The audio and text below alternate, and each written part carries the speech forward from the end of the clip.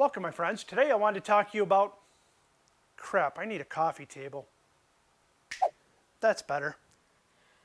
So what I wanted to talk to you about is building a farmhouse coffee table, or at least my take on a farmhouse coffee table. Follow along, I'm going to show you how I made it.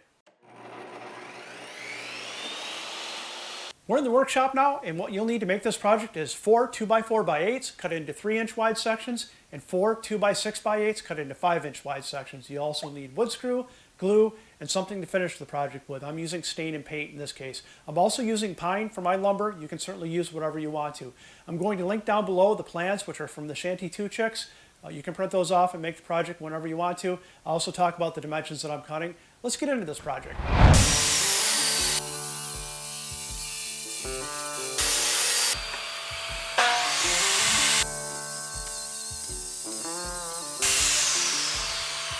Now that I've got my 2x4s and 2x6s cut down to 5 inches for the 2x6s and then 3 inches for the 2x4s, I'm going to jump over onto the miter saw and cut everything down to the sizes needed for the ends of the table and the tabletop. By the way, if you haven't seen it, this is the fold down workbench that I put together a video on a little while back. Go ahead and take a look at that video. It's pretty cool. Folds up on the wall, pretty smooth because it rolls around as well.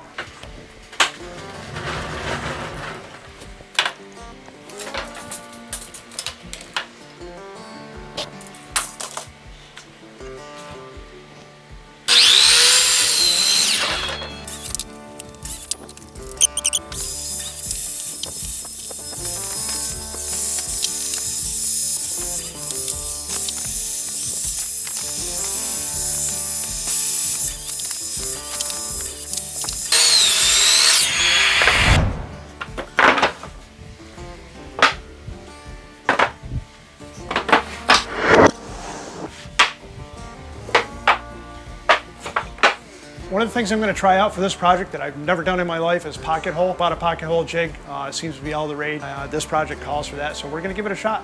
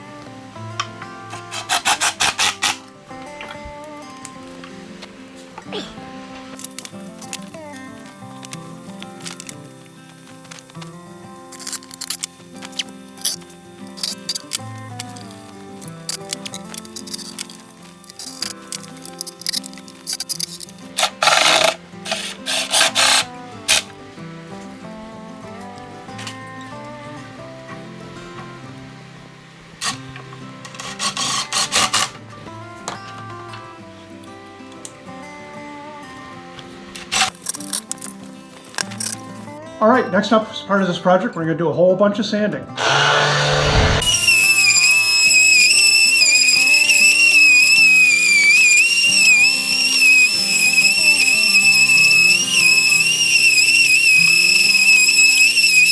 I'm moving on to staining and painting the coffee table. For this, I'm going to use the method that Matt from 731 Woodworks uses with the pre-stain and then a dark walnut for the countertop or tabletop, I should say. And then after that, the bottom portion I'm going to paint with a Rust-Oleum undercoat, a dark espresso, and then paint white on top of that and then weather it down. By the way, if you ever needed a use for your old shower curtains, there you go.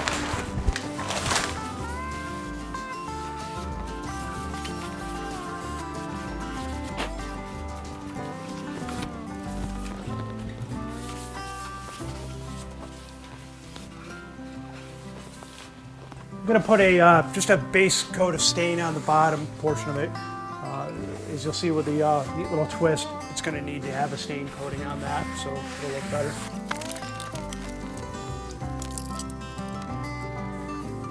From everything I've been reading about the pre-stain, it soaks into the wood, so you don't get a blotchy stain appearance, especially with softer woods like pine.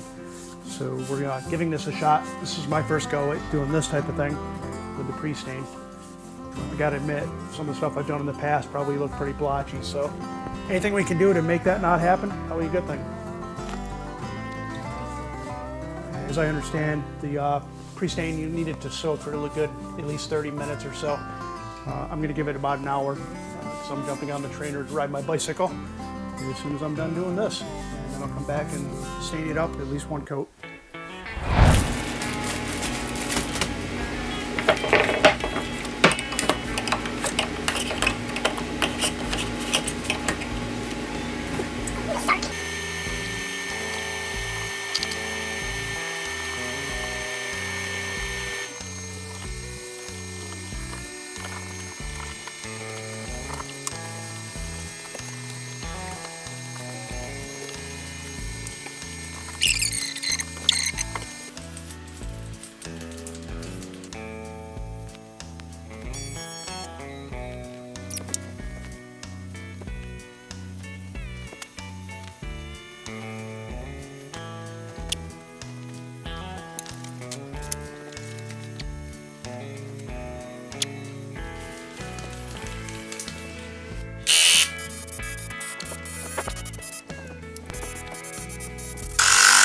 Okay, so at this point, I've got one coat of stain on it. It was sanded down prior to the stain, and what I'm going to do is put a coat of polyurethane on at this point. Decided to bring it inside. It's a little too cold to garage right now, and I really don't want to turn on my garage heater for just a little bit of time. So first coat going on.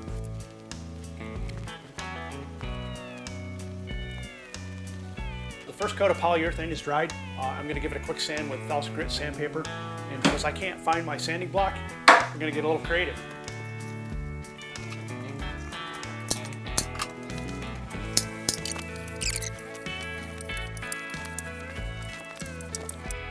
So we're going to finish the project up. I'm using some Johnson's paste wax to coat the base, and I'll do the top with it as well.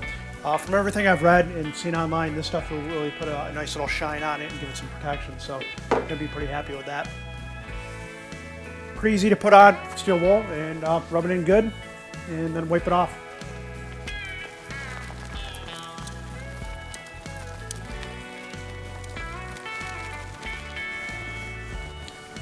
Certainly looks worse going on. It looks pretty dark when you put it on, but it's cleaning up pretty well when you wipe it off.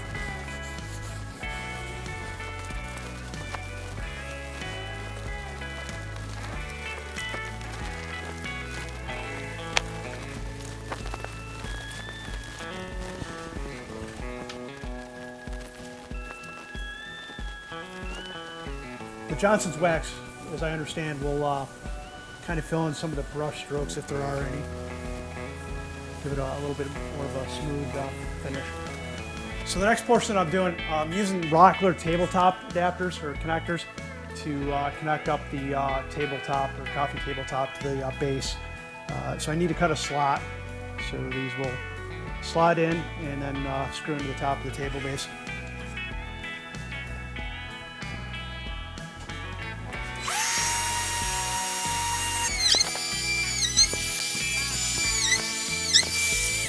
Pretty quick and easy with that. I didn't think that was going to work as well as it did. And there we go. Slide right in, and it'll allow us some play as far as wood expansion and stuff. We'll get that screwed on next.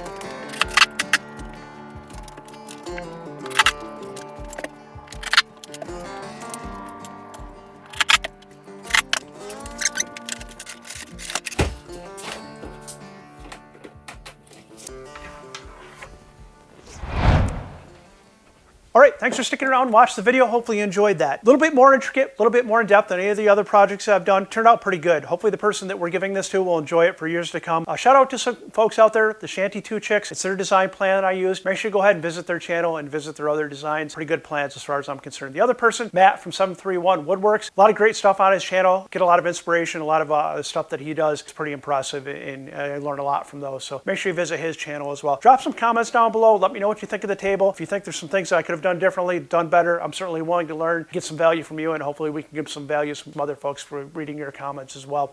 Earlier in the video, I talked about a super secret special twist. This is it, folks. Down below here is a place to hide your magazines, your remote controls, books, or if you're a criminal, you hide your criminal stuff here. If you're a brother and sister police officer, this is where the evidence is. Look here. Other than that, I want you to remember, your couch sucks. It's time to get up, get on, get outside, and do something epic that you enjoy. See ya.